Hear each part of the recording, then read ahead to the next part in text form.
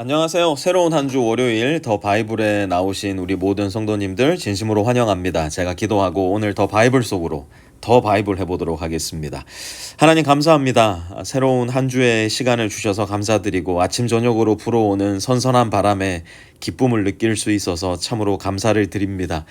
우리의 일상을 이토록 성실하고 신실하게 인도해 주시고 지키시는 하나님을 사랑하고 감사하고 또 하나님의 말씀을 통해서 그 하나님을 더 깊이 알고 더 사랑하고 더 믿고 주님과 더 동행하는 우리 빛의 성도들이 되기를 원하오니 오늘의 말씀 속에서도 주님 말씀해 주십시오. 가르쳐 주십시오. 주님 곁으로 우리를 더 가까이 이끌어 주십시오. 예수님의 이름으로 기도합니다. 아멘. 오늘은 스가랴 1장 1절에서부터 6절 스가랴라는 책을 이제 처음으로 공부하게 될 텐데요. 소위 예언서 12권 중에 가장 분량이 많은 책이 스가랴입니다. 스가랴는 사실 굉장히 어려워요. 왜냐하면 여러 개의 환상이 등장을 하고 그 환상이 도대체 뭘 가르치는지 그냥 성경을 쭉 읽어 나가다 보면 이해하기가 어려운 것이 정직한 말일 수밖에 없을 겁니다. 그래서 여러분들과 함께 스가랴 한 장 한 장 공부하면서 또 여러분들에게 스가랴에 등장하는 이 환상들이 어떤 것을 가리키는지 여러분들과 함께 공부하면서 하나님 말씀을 더 깊이 파고 들어가 보려고 하는데요. 오늘은 스가랴를 개관하는 시간을 먼저 좀 가져보도록 하겠습니다. 오늘 분량도 많지 않기 때문에 스가랴를 먼저 개관을 좀 해보려고 하는데요. 스가랴를 개관하려면 구약 성경 전체 또 신약 성경도 이스라엘의 역사와 굉장히 깊이 맞닿아 있기 때문에 이스라엘의 역사를 이해하지 못하고서는 사실 예언서 또 구약 성경 또 신약 성경에 이르기까지 성경을 바르게 이해하기가 어려울 때가 상당히 많은 것이 사실이죠. 그래서 오늘 여러분들에게 간략하게나마 스가랴의 배경이 되는 이스라엘의 역사를 짧게 한번 개관을 해보려고 합니다. 여러분, 우리가 잘 알고 있는 다윗 왕은 이해하기 쉽도록 BC 1000년에 이스라엘의 왕으로 등극을 합니다. 정확한 연도는 1000년이 아닐 수 있지만 이해하기 쉽도록 1000년에. 그럼 다윗 왕 전에는 누가 있었습니까? 다윗 왕 전에는 사울 왕이 있었죠. 사울 왕은 초대 이스라엘의 왕이었어요. 사울 왕이 40년가량 이스라엘을 다스렸는데요. 그러니까 1040년경에 BC 1040년경에 이스라엘의 초대 왕이 되었다고 보시면 되고요.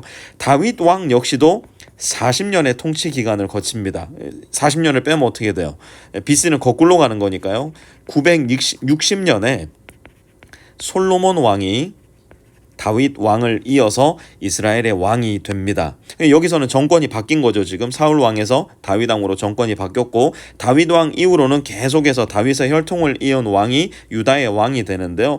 솔로몬도 역시 40년의 통치 기간을 거친 다음 920년에 르호보암이라는 아들에게 왕위를 계승합니다. 그런데 이 르호보암 왕 시기에 무슨 일이 일어나냐면 이스라엘이 분열 왕국이 되고 맙니다. 이스라엘의 지도를 보면 이쪽이 지중해고요. 여기 갈릴리 호수가 있고 요단강을 따라서 사해까지 이어집니다. 그런데 르호보암 왕 시기에 르호보암이 이스라엘 백성들에게 너무 가혹한 노역을 시킴으로 인해서 르호보암에게 반역하는 지파들이 생겨요. 그 지파들을 이끌고 나온 북왕국 이스라엘이라 불리는 그 왕국의 초대 왕이 누구였냐면 여로보암이라는 왕이었습니다. 그러니까 왕국이 이렇게 분열이 된 거예요. 북왕국 이스라엘과 남왕국 이스라엘로. 그래서 이때부터 920년부터 분열 왕국 시대가 시작이 되는데요. 북왕국 이스라엘이라고 불렸고요. 왜냐하면 이스라엘의 대다수의 지파를 가져갔기 때문에 여기에는 남왕국 유다라는 이름이 붙었습니다. 왜냐하면 유다를 중심으로 해서 소수의 2개의 지파가 남왕국 유다를 이루었기 때문에 그랬어요.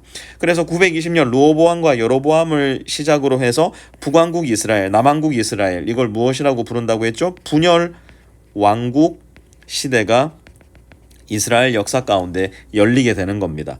그런데 북왕국 이스라엘은 이때로부터 약 200년경이 지났을 때 BC 722년이 되어서 그 당시 고대 군동의 초강대국이라 할 수 있었던 신흥왕국 아수르에 의해서 단박에 점령당하고 멸망하게 됩니다. BC 722년에 북왕국 이스라엘은 역사 가운데서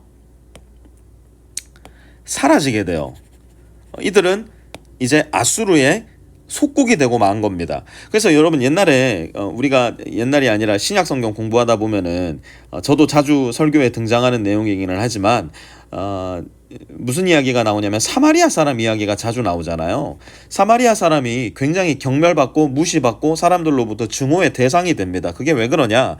북왕국 이스라엘의 수도가 사마리아였는데 사마리아에 살던 BC 722년 아수르에게 정복된 이후에 그 사람들은 어떤 사람들이었냐면 혼혈 민족이었어요. 아수르가 그들이 식민 정책을 펼치면서 주로 사용했던 게 뭐냐면 혼혈 정책이었습니다. 그러니까 사람을 섞어버리는 거예요. 사마리아에 어떤 사람이 섞여 살았냐? 이거는 이스라엘 사람도 아니고 아수르 사람도 아닌 거예요. 왜? 아수르 사람과 북왕국 이스라엘 사람들이 섞여서 결혼을 하니까 거기에서부터 태어난 사람들은 어떤 자손들이에요? 혼혈 자손들이 생기는 거예요. 그래서 유다 사람들이 보았을 때 사마리아에 사는 사람들은 하나님을 배신하고 하나님을 향한 믿음의 지조를 지키지 못하고 그저 자기들의 상황과 형편에 따라서 하나님을 내버린 민족. 그래서 사마리아 하면은 민족의 증오심, 민족의 반역자 이렇게 찍혀 있었던 사람들이 사마리아 사람들이라는 대명사를 가리키는 말이었다고요. 그게 일어난 일의 시작이 뭐냐면 BC 722년에 아수르에 의해서 북왕국 이스라엘이 완전히 멸망당하면서부터 시작된 일이었어요. 그렇다면 남왕국 유다는 괜찮았을까요? 천만의 말씀요. 아수르라는 왕국이 무너지고 이제는 고대 근동의 초광대국으로 바벨론이라는 거대 왕국이 등장을 합니다. 바벨론이 이스라엘을 가만히 두지 않죠. BC 605년에 1차 침공이 일어납니다. 사실 이 남왕국 유다는요, 이스라엘의 땅 자체가 그래요. 이 땅이 이 밑으로 가면은 이집트가 있는데요. 이집트로 가는 길목에 있었기 때문에 항상 왕국들이 이집트를 먹으려고 안달이었거든요. 그러니까 이 바벨론도 마찬가지였어요. 바벨론도 이집트를 먹으러 가기 위해서는 반드시 이 남왕국을 지배했어야 되는 것이죠.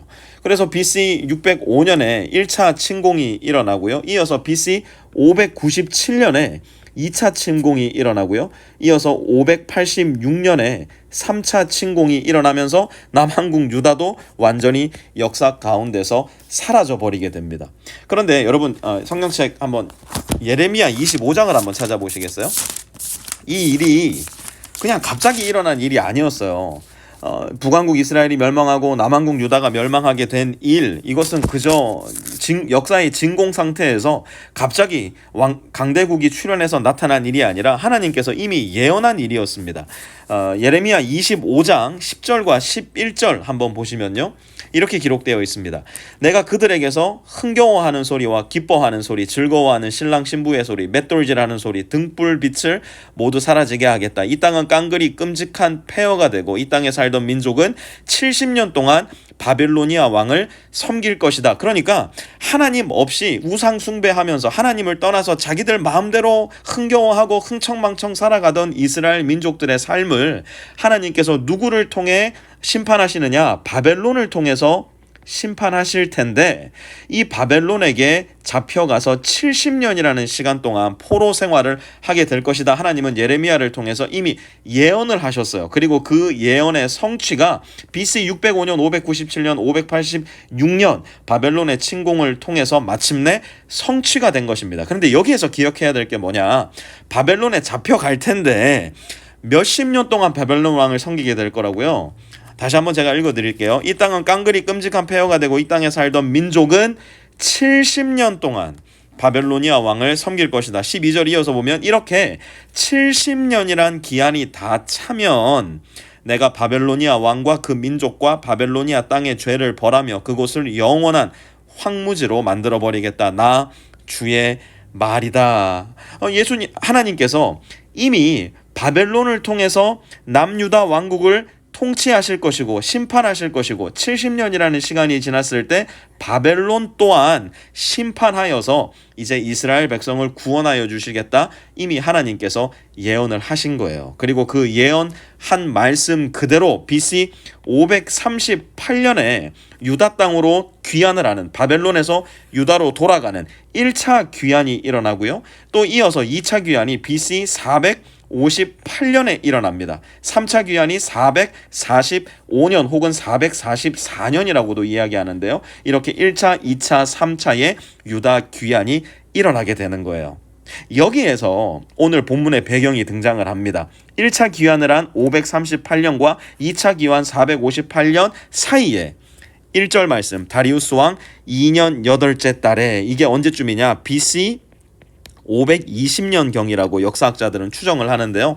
BC 520년경 다리우스 왕, 이제는 바벨론도 멸망하고 페르시아 왕국이 들어섰어요. 페르시아 왕국의 왕 다리우스 왕이 2년 8째 달에 주님께서 이또의 손자이며 베레가의 아들인 스가랴 예언자에게 말씀하셨다. 요 시기에 스가랴 예언자에게 누가요? 주님께서 말씀하셨다는 겁니다. 그러니까 스가랴는 역사의 밖에 있는 허구의 이야기가 아니라 역사 속에 있는 실제로 일어났던 그 일을 배경으로 하나님께서 말씀하신 내용을 기록한 거예요. 2절도 보니까요. 나 주가 너희 조상들에게는 크게 화를 내었다.